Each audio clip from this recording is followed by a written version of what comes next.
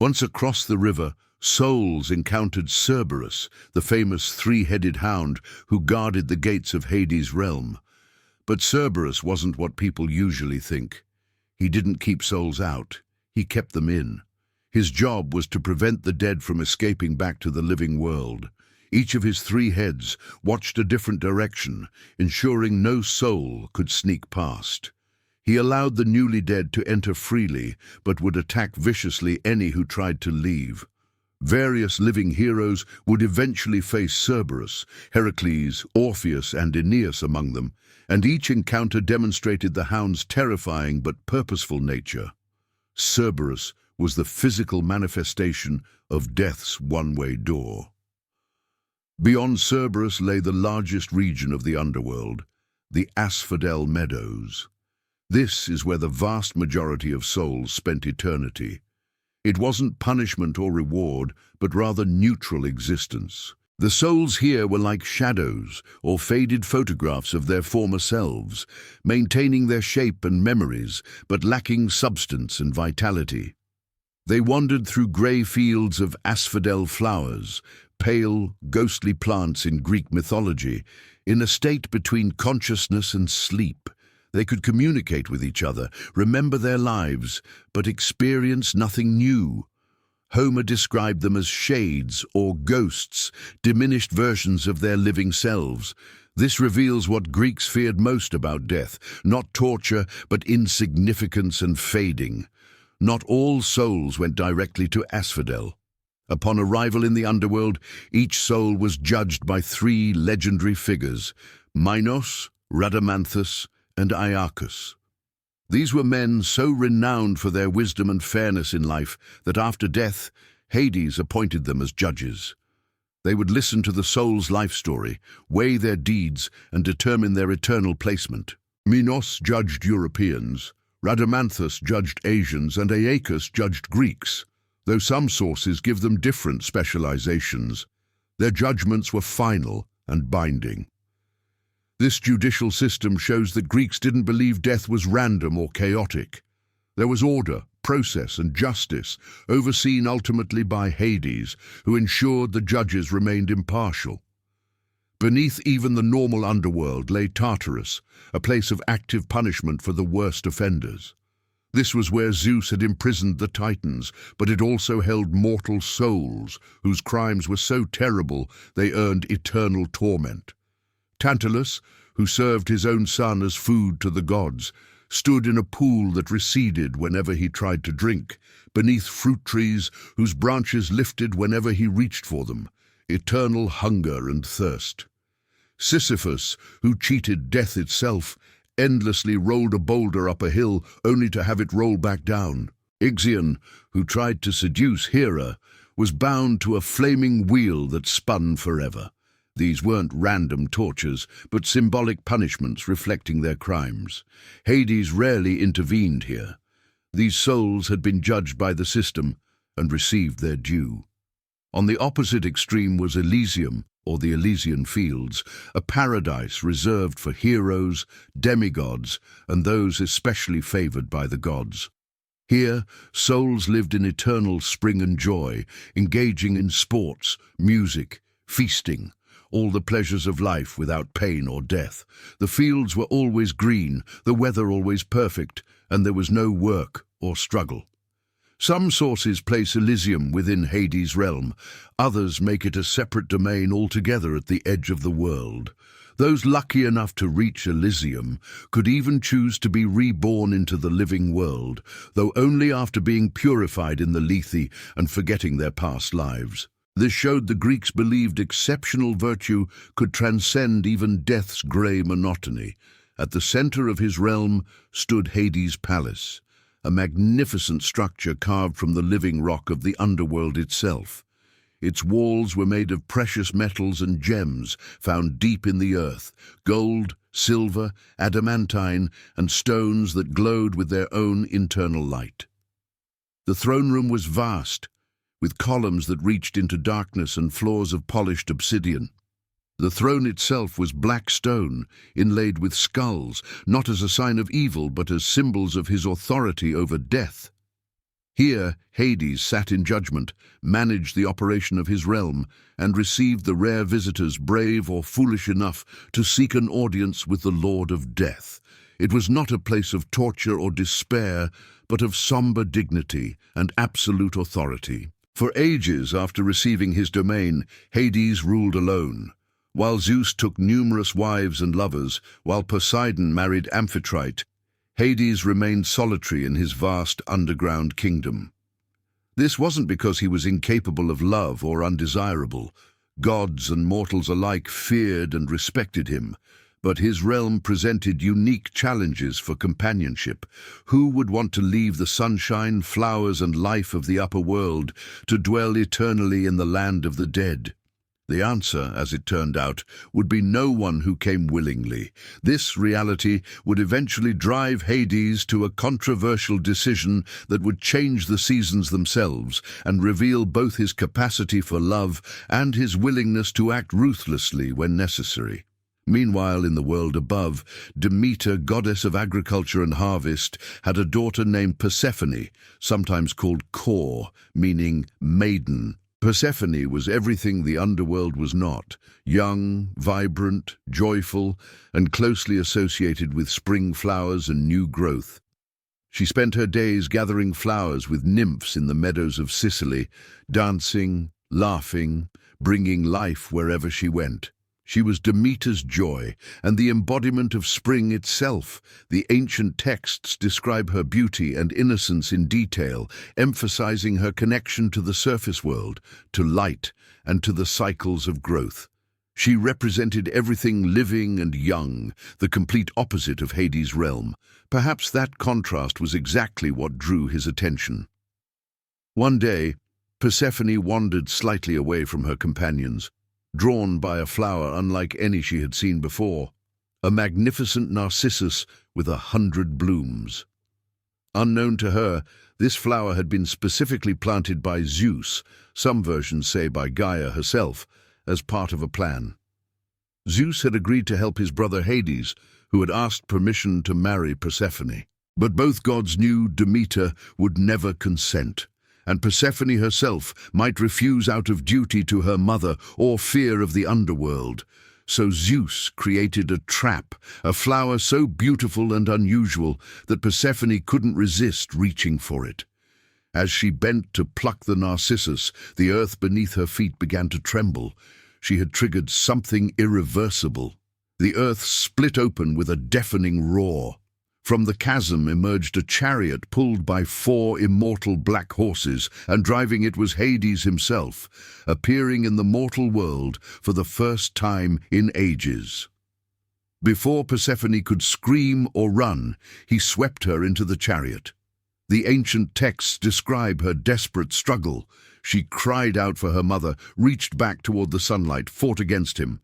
But Hades was a god of immense power, and the chariot was already plunging back down into the earth. The chasm closed behind them, leaving only disturbed earth and scattered flowers as evidence of what had happened.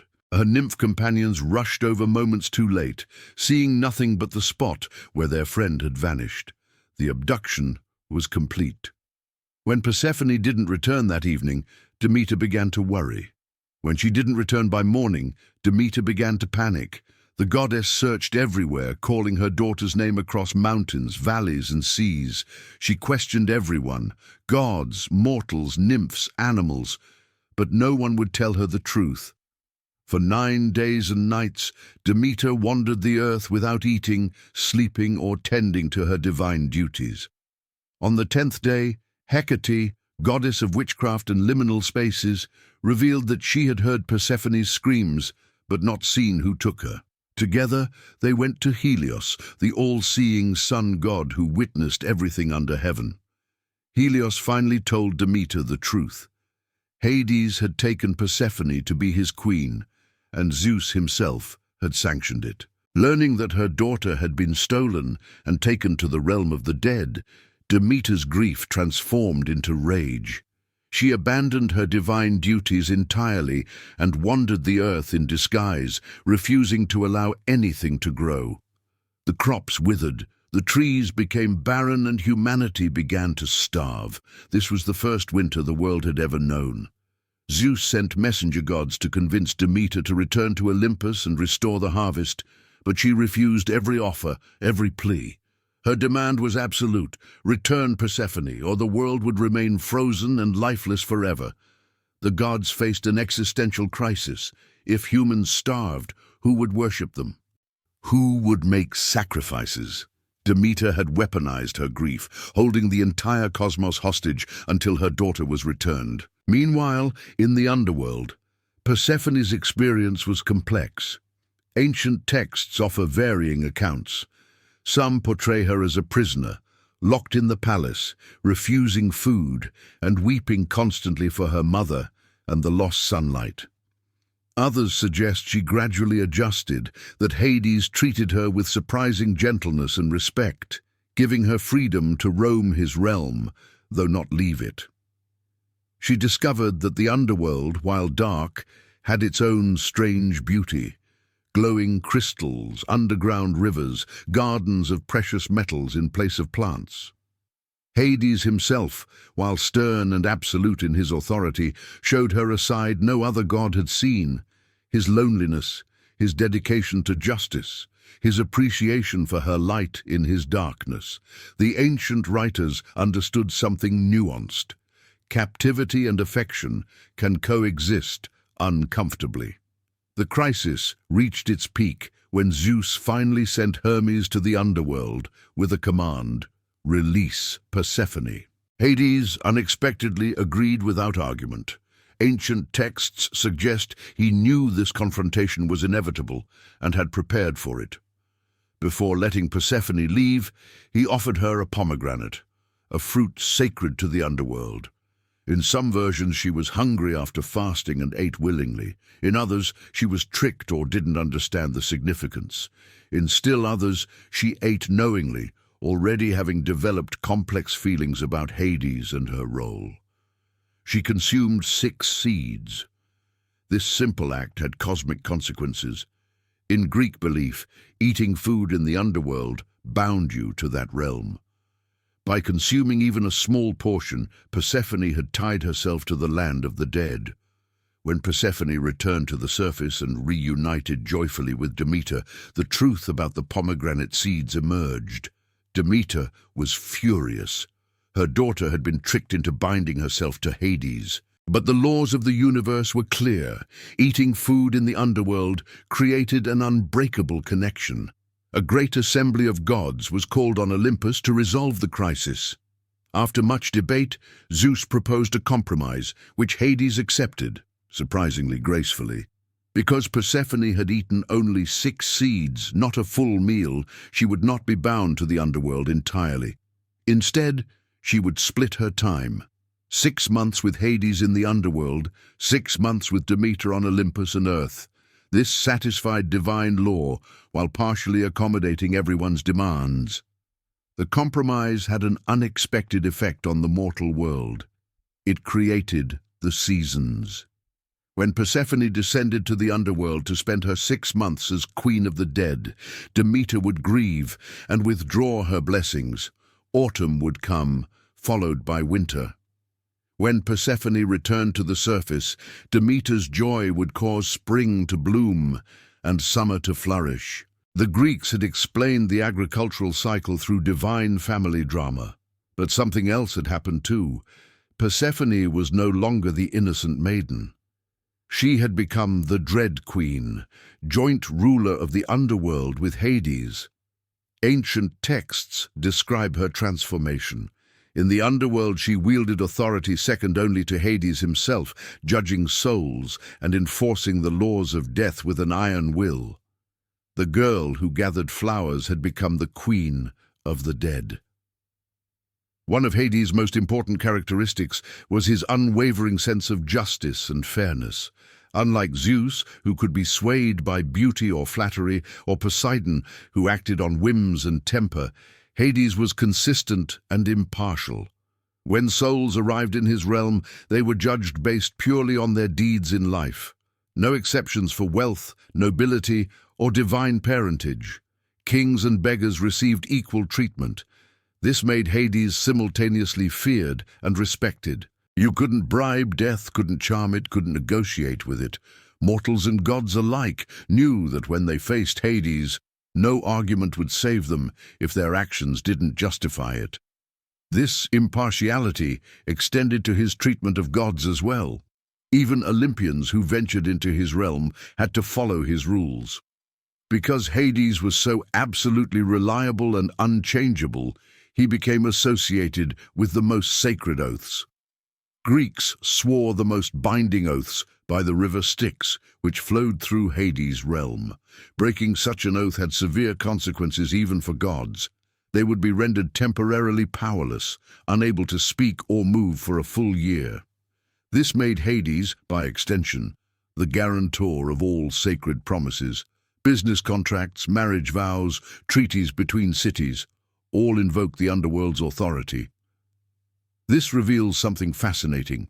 Hades wasn't just about death.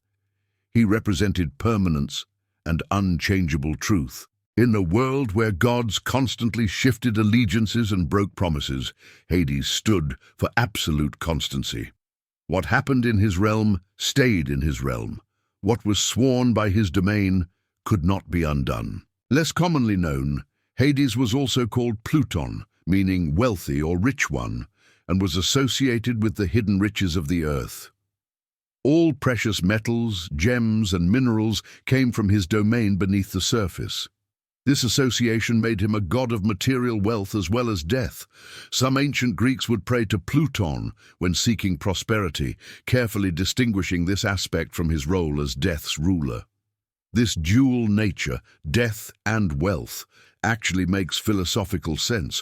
Both are about what's hidden, what's beneath the surface, what's permanent and unchanging, unlike crops which are seasonal and temporary. A buried treasure and a buried body occupy the same realm. This aspect of Hades appears in art, showing him holding a cornucopia, horn of plenty, alongside his more traditional symbols. Unlike other gods who constantly interfered in mortal affairs, Hades rarely left his kingdom. The few times he did venture to the surface world or Olympus were always for specific, significant reasons. One famous occasion was when he was shot by one of Heracles' arrows, poisoned with Hydra blood, and had to ascend to Olympus for healing from the physician god, Paeon. Another was during his abduction of Persephone. These rare appearances reinforced his mystique and authority. When Hades showed up, something momentous was happening. This restraint also demonstrated his commitment to duty. He understood that his realm required constant oversight, that death couldn't take vacations or neglect its responsibilities. His presence in the underworld was as necessary and constant as mortality itself.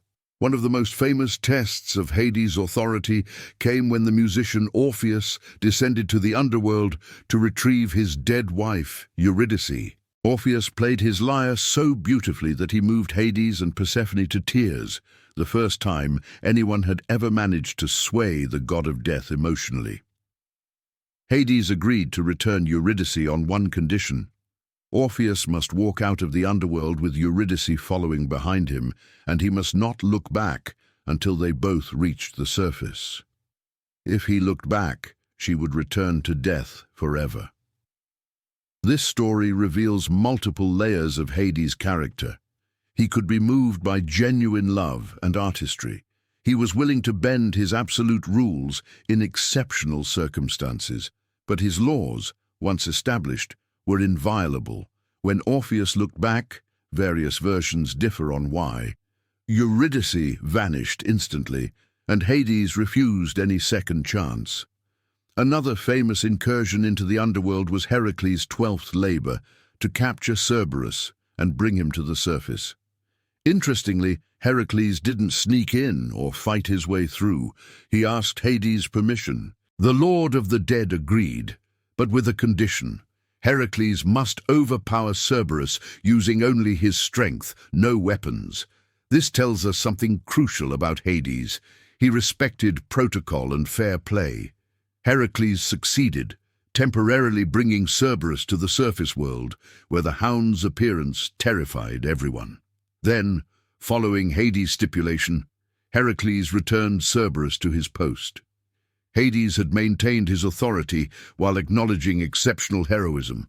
The story became a template. You could petition Hades, he might even grant unusual requests, but his rules and sovereignty were non-negotiable. The relationship between Zeus and Hades was officially respectful but complex. Zeus ruled Olympus but couldn't override Hades' authority in the underworld. During the Persephone incident, Zeus facilitated the abduction, showing he trusted Hades despite the controversy. Throughout Greek myths, Zeus rarely interfered with underworld matters, and Hades rarely challenged Zeus's decisions. They maintained a professional distance, two powerful brothers who ruled separate domains with mutual respect but little warmth. Unlike Zeus's frequent conflicts with Poseidon, Hades avoided divine politics entirely, focusing solely on his realm. Poseidon and Hades had surprisingly little interaction despite being brothers. Their domains rarely overlapped. The sea and the underworld were separate realms. However, some ancient texts mention rivers flowing from the underworld into the ocean, creating a connection. Poseidon occasionally sent souls who drowned at sea to Hades' judgment. The two brothers maintained cordial relations, united more by their shared experience of being overshadowed by Zeus than by any close bond. Both preferred ruling their domains to engaging in Olympian politics. Hades didn't work alone. Thanatos, death personified, and Hypnos, sleep, were his primary agents who actually collected souls. Thanatos was a winged god who appeared at the moment of death to separate soul from body, while Hypnos brought rest and dreams. These weren't Hades' servants, but rather independent forces who operated within his realm. Hades was the administrator and judge, while Thanatos was the executor.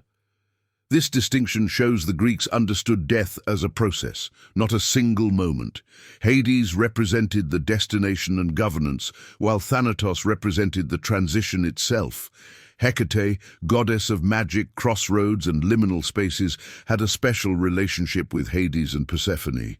She witnessed Persephone's abduction and became Persephone's companion in the underworld, helping guide lost souls and holding torches at the boundaries between worlds. Hecate was one of the few deities who could freely move between the living world and the underworld, making her invaluable to Hades. She represented the thresholds and transitions that Hades' realm required.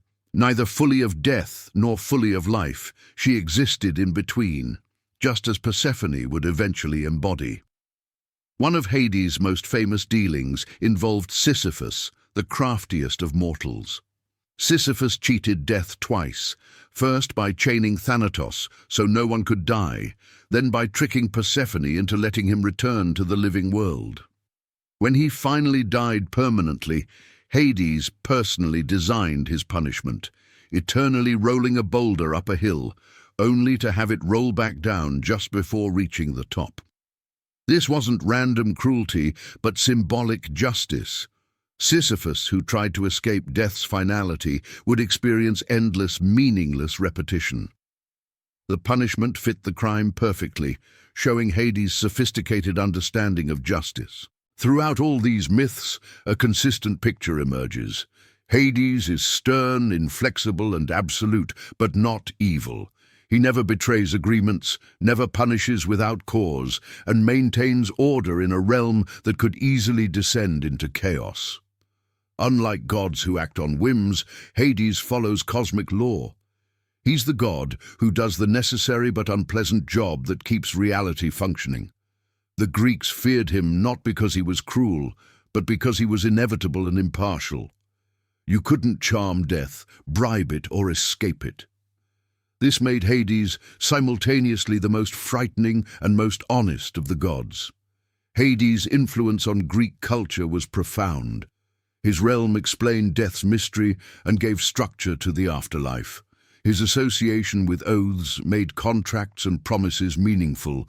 His fairness demonstrated that even death operates under rules and justice. Greek religion required Hades. Without him, death would be random chaos rather than ordered transition. He represented uncomfortable truths, that all mortals die, that death is impartial, that what's done cannot be undone. Every funeral, every oath, every acceptance of mortality was an acknowledgement of Hades' authority. He was perhaps the most essential god precisely because his domain was universal and inescapable. Modern portrayals often villainize Hades, conflating him with Satan or depicting his realm as hell. But the Greek underworld wasn't primarily about punishment. It was about final rest and transition. Hades wasn't a tempter or corrupter, but an administrator. This fundamental misunderstanding erases the sophisticated Greek view of death as natural and necessary rather than evil. The original Hades was complex, capable of love, Persephone, bound by law, lonely but dignified, powerful but restrained. He wasn't an enemy of life, but its inevitable conclusion. And that conclusion wasn't torture, but rather fading into eternal rest for most souls. Hades remains in his realm even now in Greek mythology, eternally performing his duties. Unlike Zeus, who appears in countless adventures, or Poseidon with his many conflicts, Hades' story is one of consistency and duty. He is where he has always been, in the palace beneath the earth, judging the dead, maintaining cosmic order, sharing half the year with his queen Persephone. His story teaches that true power isn't about glory or attention, but about fulfilling necessary roles that others cannot or will not. He is the god who accepted the hardest job and performed it perfectly for eternity, never seeking praise, never abandoning his post, forever the guardian of death's door. Understanding Hades means understanding how the ancient Greeks faced mortality. They didn't deny death or make it evil. They gave it structure, rules, and dignity. Hades embodied their acceptance that death is universal, impartial, and final. His realm wasn't meant to comfort but to acknowledge reality. Perhaps that's why he remains fascinating. In a mythology full of gods who behave like flawed humans, Hades alone is absolutely consistent, following laws even he cannot break. He is what death must be, inevitable, impartial, and ultimately necessary for life to have meaning. The Lord of the Underworld wasn't life's enemy, but rather its defining boundary, the period at the end of every sentence that gives meaning to what came before. So there you have it, the complete story of Hades, Lord of the Underworld, not a devil, not evil, but the stern and fair custodian of death itself. From his dark beginnings, swallowed by his father, through the cosmic war for reality, to his eternal duty judging souls and maintaining order in the realm beneath the earth. He's the god who accepted the hardest job in the cosmos and performed it with absolute consistency for all eternity. The next time you hear the name Hades, remember, he's not the villain of Greek mythology. He's its most misunderstood necessity.